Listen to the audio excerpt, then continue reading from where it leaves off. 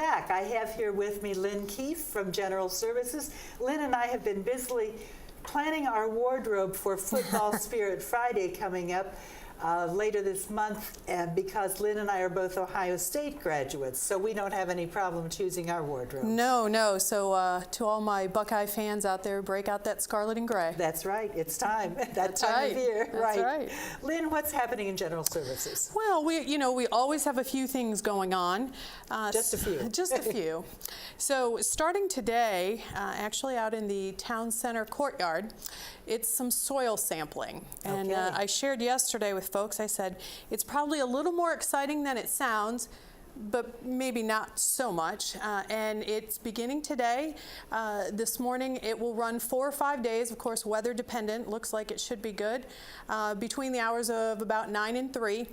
And what they're going to be doing is, this is in preparation for the construction to come in the next few years. They're going to be drilling about 40 feet down, 11 inches in diameter, to sample the soil in, I think there are probably 4 or 5 locations in the town center courtyard.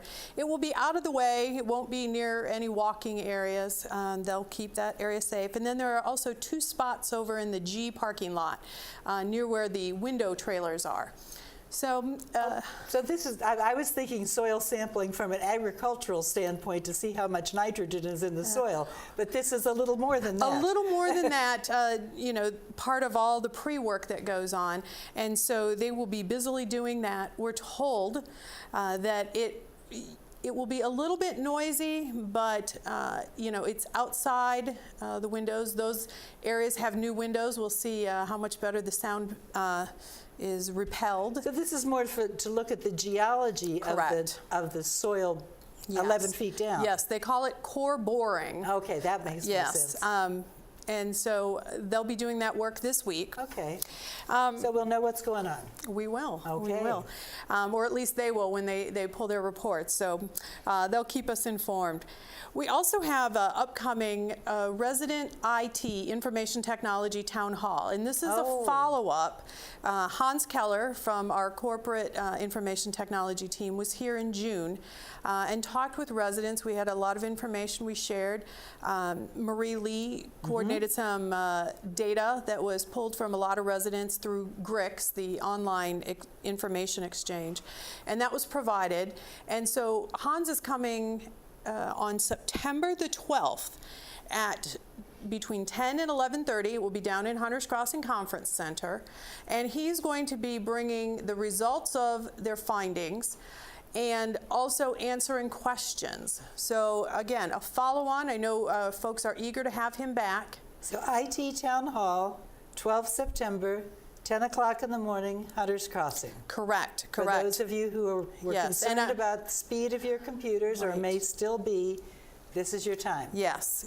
And I addressed yesterday, I've had a few of our tech-savvy residents who have sent me some very detailed information, and I've shared that with Hans so that he has all of that and can speak to that when he comes. So please mark your calendars, be there, and I'm sure that our colleagues here at Channel 6 will also be taping that.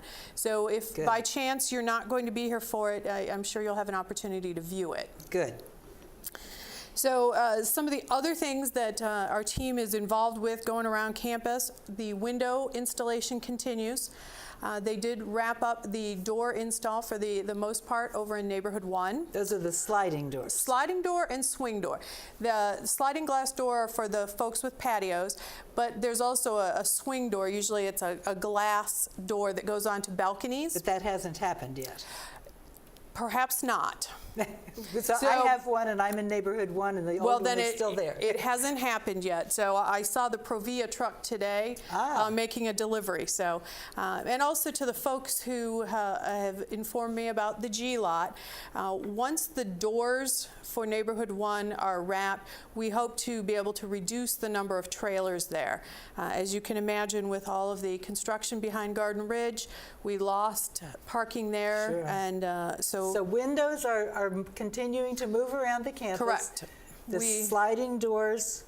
They are installing as they are delivered. Okay. So Neighborhood 2 right now is the focus for windows. Okay. And then in 2018, we will continue with Neighborhood 3. So just wherever you live, whatever you have, keep your eye on your cubby.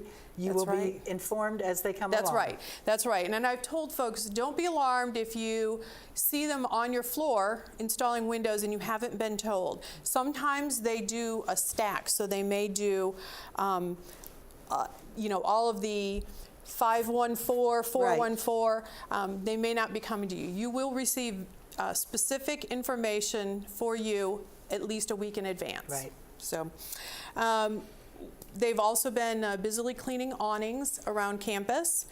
And most residents, especially those who dine in Neighborhood 1 in Fireside, are aware of the walk-in freezer project. So these first number of weeks, it doesn't so much impact the resident dining other than to know they have things in the private dining room.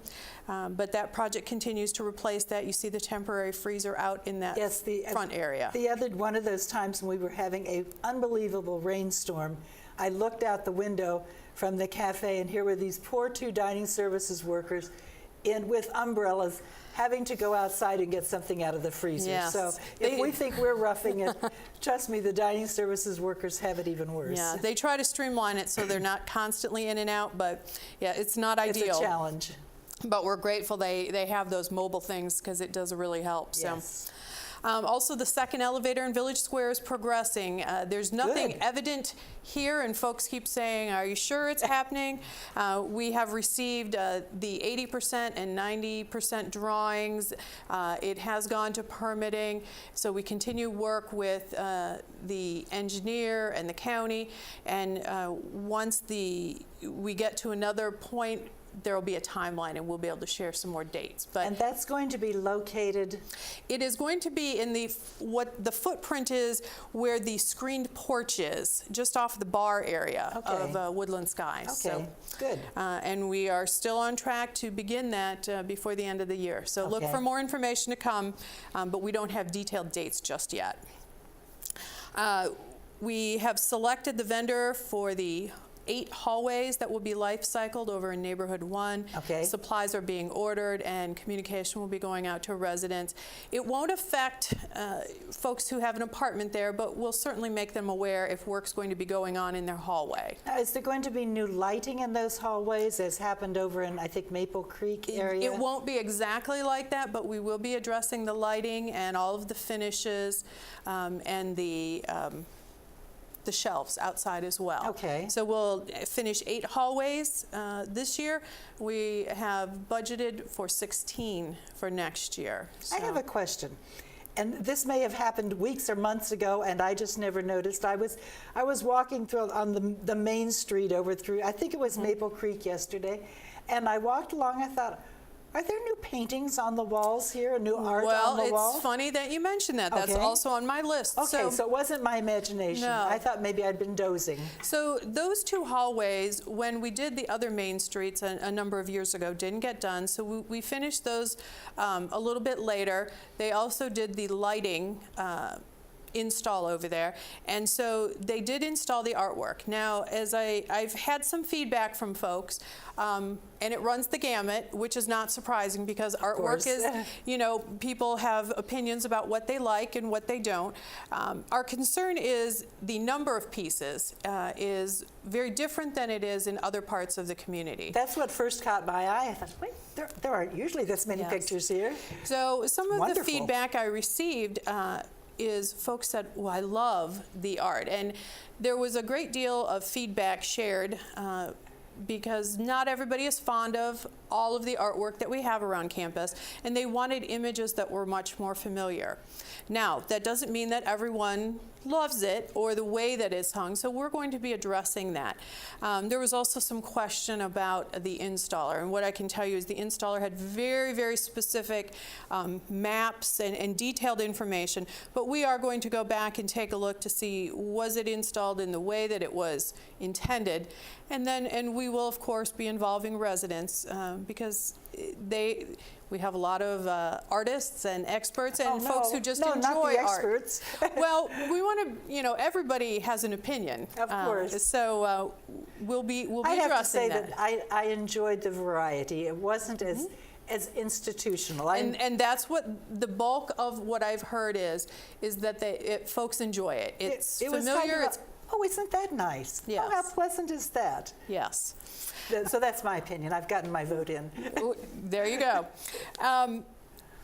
We also have an additional door going in over in Grove Terrace. And so it's in the early stages. It's doorway 10. Many people know GT10, but it's across from the elevators. And it's one of the only areas where there's only a single door from the outside. So we'll create a bit of a vestibule there so that leaves and temperature doesn't transfer like it does. I'm well familiar with that area, and we do appreciate that. Yes. So one of the other things I thought I would share, because it's always worth mentioning, and I talked about it a little bit yesterday, is there are a lot of scams that go on over the phone, computer, and it's so worth noting because I think all of us feel like, well, I would know if somebody was doing that. And some of the recent ones, if you work on your computer, you may get a message that pops up, and it implies that it knows your computer has a virus, and if you just call this number, for a low price, you give your credit card information.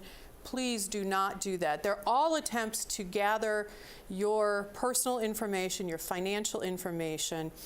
It's such good advice. A fellow resident called me the other day, or actually grabbed me in the hall and said, come and listen to this recording that I got on my telephone. So she had saved the telephone number, and it was kind of garbled, and it said something about, you must call this number immediately about your computer. And about that same time, I don't think they were related, she'd gotten one of these pop-ups on her computer.